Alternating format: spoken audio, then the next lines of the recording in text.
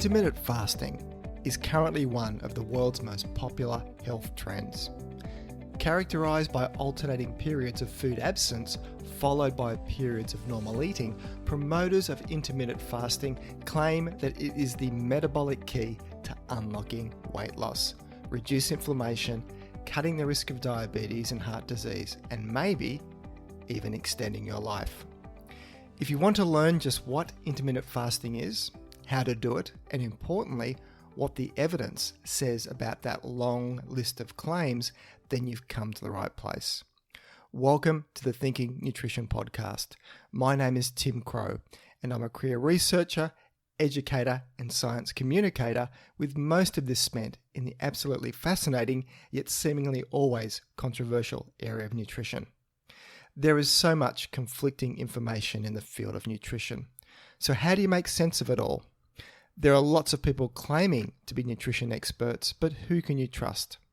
While I don't profess to have all the answers in an area that is continually changing as research changes, you can count on what is covered in this podcast to be based on the whole field of nutrition science, not just selective areas that support a particular way of thinking. And this podcast will always be free from any commercial product tie-ins, endorsements, or advertisements. Just good quality, credible nutrition science presented in plain and simple language, and then translating this into what it means for your health. So, on with today's show. Intermittent fasting may have the appearance that it's just another short-term diet fad, like so many others that have gone before it. But in fact, there is nothing new, novel, or faddish about it at all. The first meal of every day, no matter what time it is eaten, is the breaking of the fast. So you've been doing it your entire life. Just to be clear though, fasting is not the same as starvation. Starvation is the involuntary absence of food, such as what happens during food scarcity and famine. While fasting is the voluntary withholding of food for spiritual, health, or other reasons. Tracing back thousands of years, we have the ancient tradition of religious fasting, which is common across all the major world religions. The daily sunrise to sunset month of fasting of Ramadan is probably the most well-known example of this. So now we have the new trend of intermittent fasting, which is the practice of alternating periods of normal eating with extended periods, usually 16 to 48 hours of low or to no food intake. What has caused this explosion of interest in intermittent fasting can be traced back to a few defining moments. The first was the airing of Dr. Michael Mosley's documentary on the BBC called Eat, Fast and Live Longer in August of 2012. That soon spurred a swathe of popular books, such as The Fast Diet and The 5-2 Diet. A peek at Google Trends shows a clear spike of interest in searches for intermittent fasting at this time, and the interest has only grown since then. Throw in celebrity endorsements from Hollywood and Silicon Valley, and we're rapidly approaching peak fasting. Another explanation for the interest in intermittent fasting is the simplicity of it. Fasting bypasses all the debate about what nutrients and foods should and should not be eaten, and instead purely focuses on the length of time between eating. Fasting proponents are mostly agnostic about what foods are eaten during the feasting times, so a book about fasting is a very short read indeed. So how to do a fasting diet? There are several different ways, all of which involving splitting the day or week into eating and fasting periods. Intermittent fasting focuses on the time when you don't eat, kind of like the saying that it is the silence between the notes that make the music, and that's very Zen, I know. Here are some of the most widely used fasting schedules. The 16-8 plan involves eating only during an 8-hour period, followed by a 16-hour fasting window. So, if you have your last meal at 8 p.m. at night, you don't eat again until midday the next day, and rinse and repeat. This method is technically called time-restricted fasting, but falls under the intermittent fasting umbrella. Then there is the elegantly simple eat, stop, eat way of doing fasting. Simply fast for a full 24 hours straight, easier said than done, and you do that for 1 or 2 days per week. Then we have the popular 5-2 diet. This involves choosing 2 days each week where you will eat only 500 to 600 calories per day, but you eat normally on the other 5 days. Which method is best? Science is nowhere near answering that question. Many people find the 16-8 method to be the simplest and most sustainable method to stick to. If you find it becomes easy to do, then it is possible to move to more advanced fasts, like a 24 fast, where you fast for 20 hours and then eat for 4 hours. Or even join the 1 meal per day club and do true 24-hour fast day after day after day. But it doesn't stop there. Delve into the intermittent fasting subculture on Reddit and you'll read of all manner of self-experimentation. Here, days of water-only fasts are the norm. And then some go even more hardcore and do dry fasting. That means no water and often no showers or brushing teeth to avoid any water absorption. The premise of doing this takes bro science to stratospheric levels. Then there are the intermittent fasting debates, whether outside of water, non-caloric drinks such as tea and coffee, without sugar or milk obviously, are okay to have when fasting. There seems little to say that a short black will do any harm in losing the benefits of a fast, so I say if it helps, then do it. But on that note, spoiler alert for an upcoming episode where I'll delve into coffee and its effects on health, and where the news is good, surprisingly good indeed. So in looking at the evidence for benefits of intermittent fasting, let's start with the big one first, weight loss. Here's the super short summary. Some people lose weight, others don't, and it doesn't seem to be any better or worse than any other diet a person could choose to use. Now for the science. The idea of fasting is that when we eat after an extended fast, we don't fully compensate for the food we've gone without. That creates an energy deficit and weight loss. Proponents also say that intermittent fasting is easier to maintain, so that it will help with adherence. There's been enough human weight loss trials comparing intermittent fasting against traditional calorie restriction, which is your traditional diet, to see how they stack up. And that was the topic of a review paper published in the journal Nutrients in October of 2019. And I'll link to that study in the show notes. So in this study, 11 randomized controlled trials were looked at, and they all ran for at least 8 weeks and involved adults who were overweight. Intermittent fasting was compared to calorie restriction head-to-head in each study. And what did they find? Nothing to get excited about. 9 out of the 11 studies showed no differences between groups in terms of weight or body fat loss.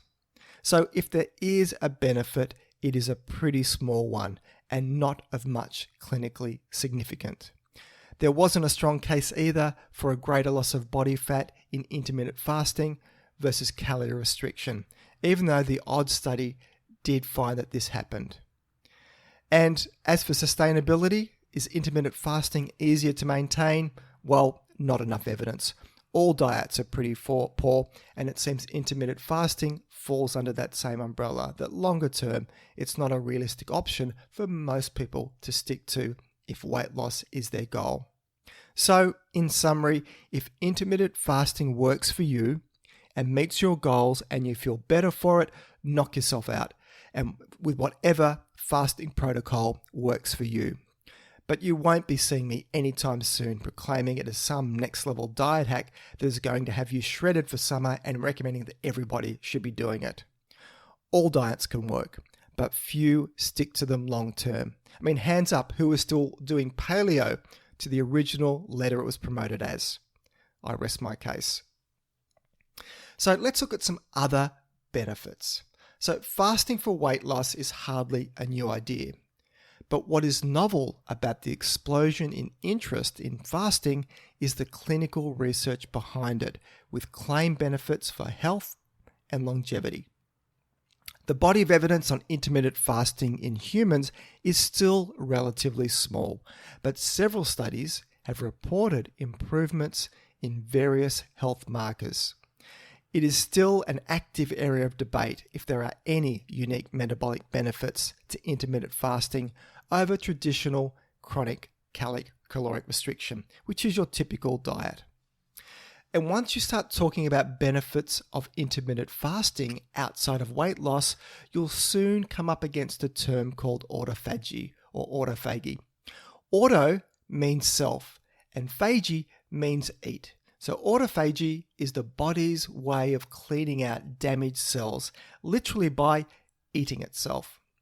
This is done as a way for the body to regenerate newer and healthier cells. It's going on inside you right now. But during fasting, cells activate pathways that increase defenses against oxidative and metabolic stress, and systems that remove or repair damaged molecules. Think of this like a switch that is activated in periods of food scarcity as the body looks for more fuel sources. Less junk means a cleaner, leaner, and better functioning running body. At least that's the theory. In our modern times of food abundance and 3 meals per day with snacks in between, it is rare for this metabolic switch to be flipped. But the benefits of the switch have favorable advantages in improving blood sugar regulation, increasing resistance to stress, and decreasing inflammation. So, is intermittent fasting the key to reducing inflammation, cutting the risk of diabetes and heart disease, improving the brain and neural systems, and maybe even extending your life? Well, a lot of this is really conjecture or based on animal studies at this stage. But a paper published only last month in the highly regarded New England Journal of Medicine has put the health claims about intermittent fasting diets under the microscope. And I'll link to that paper in the show notes. Weight loss aside, there are some initial indications that intermittent fasting may have some additional metabolic advantages, with animal studies and some human research to inform it. There appears a benefit of fasting on supporting cellular health. Cellular health is a broad term and includes things like resistance of cells to metabolic and oxidative stress, increased DNA repair, and activation of antioxidant defense systems. Other benefits uncovered by this review included some evidence for intermittent fasting on decreasing blood pressure, improving blood lipid levels, and even lowering resting heart rates. Clinical trials show that even independent of weight loss, intermittent fasting has an additional advantage on insulin sensitivity and abdominal obesity compared to just a traditional calorie-reduced diet. In animals and humans, physical function is improved with intermittent fasting. For example, mice maintained on alternate day fasting have better running endurance than mice that have unlimited access to food. Balance and coordination are also improved in animals on daily time-restricted feeding or alternative day fasting regimens. More speculative, but there appears some preliminary research to show that intermittent fasting could benefit brain health too. One study found that mice that were on a brief intermittent fasting diet had better learning and memory than mice with free access to food. Further research in animals suggests that intermittent fasting can suppress inflammation in the brain, which has links to neurological disease. Other animal studies have found that intermittent fasting can reduce the risk of neurological disorders, including Alzheimer's disease, Parkinson's disease, and stroke. One study with 220 healthy adults who maintained a calorie-restricted diet for 2 years showed signs of improved memory, There is a lot of work that needs to be done here, but the results so far are looking interesting. As for longevity, unless you're a worm or maybe a lab rat, there isn't much evidence to show that intermittent fasting will help you live longer. But if it helps with weight loss and reduces the risk of some chronic diseases like heart disease and type 2 diabetes, then that is where the benefit could lie. And finally, for cancer, animal studies suggest that intermittent fasting may prevent cancer, but there is nothing yet to say it will help in humans. As a side journey, there is absolutely fascinating work being done looking at how fasting during chemotherapy could improve treatment by promoting cellular regeneration and reducing side effects like nausea and vomiting. Very early days for this, but it is an area I'm watching with interest. And if you want to learn more, I've linked to a commentary article on this in the show notes. And finally, it would be remiss of me not to make the big statement that intermittent fasting is not for everyone. If you're underweight or have a history of eating disorders, intermittent fasting is likely not for you, unless under the supervision of a health professional. Intermittent fasting could certainly be a dangerous trigger for some vulnerable to an eating disorder. For anyone taking medications to treat diabetes, then intermittent fasting should not be done without talking to your doctor first. These medications are designed to remove glucose from the blood, and without any food, they can do their job too well and put a person at risk of hypoglycemia. Hunger is the main side effect of intermittent fasting, and you may also feel weak and your brain may not perform as well as you're used to. But this seems to only be temporary, as it can take some time for your body to adapt. And if you're pregnant or breastfeeding, probably best to give intermittent fasting a miss till you're past that stage. So that's your user's guide to intermittent fasting. It is something I'm asked about a lot on for my thoughts. And my standard response now is that if it connects with you, you find it works and you can fit it into your daily life and it helps to make life easier rather than harder, then go for it. But there is a long way to go before there's enough evidence to move intermittent fasting into the mainstream as a first-line approach to lose weight or a viable way to treat many health conditions. So all this talk about fasting is making me hungry. So for the last part of the show, I'd like to do a quick research wrap-up about a study that has grabbed my attention recently. And the topic of this research is cooking shows. Cooking shows are not just a source of entertainment, with a new study finding kids who watched a healthy cooking show aimed at kids were almost 3 times more likely to make healthy food choices. The backstory here is that our food choices and habits as adults are strongly influenced by our experiences of food during childhood. Poor dietary habits during childhood and adolescence have many negative effects on several health and wellness indicators, such as keeping a healthy weight, growth and development patterns, and even dental health. Prior research has shown that when kids and adolescents are involved in the preparation of healthy foods, such as vegetables and salads, they are more likely to consume nutrient-rich foods. They are more likely to have higher intakes of important nutrients, and at the same time, they consume less sugary and fatty foods. But today, there has been a marked fall in the number of meals eaten in the home. Combine that with a greater reliance on pre-prepared food, and this means less exposure of kids to modeling of cooking skills by adults. So, could cooking programs be a useful way to improve children's food and food preparation knowledge, which could translate into better eating habits? To test this novel idea, Dutch researchers recruited children between the ages of 10 and 12 years from 5 different schools. The children watched one of 2 different videos. One was of a video clips of cooking programs aimed at children containing healthy foods, while the other video was a cooking program containing unhealthy foods.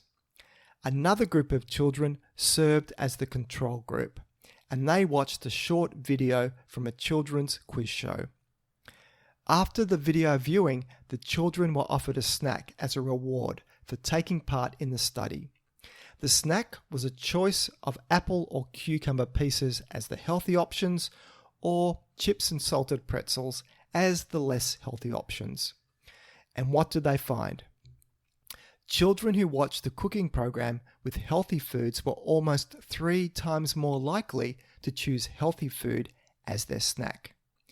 The children were also asked to rate how healthy the food was that they saw in the video clips, and they were very switched on as they could clearly distinguish the difference between healthy and less healthy foods. Now, I like this research as it helps to reinforce the benefit of getting kids involved in the kitchen, and may help parents in being selective in choosing some better targeted cooking programs aimed at their kids that they can watch. Good cooking skills developed through childhood has the potential to carry over into adult life, into the food health choices that they make. So that's it for today's show. You can find the show notes either in the app you're listening to this podcast on, if it supports it, or else head over to my webpage at thinkingnutrition.com.au and click on the podcast section to find this episode to read the show notes. If you find this podcast of value, then please consider sharing it with your friends and colleagues, or maybe even leave a review. This all helps increase the ranking and reach of the podcast, which means a big win for credible, evidence-based nutrition messages while helping to dilute out the crazy and making the world a slightly less confusing place. I'm Tim Crow, and you've been listening to Thinking Nutrition.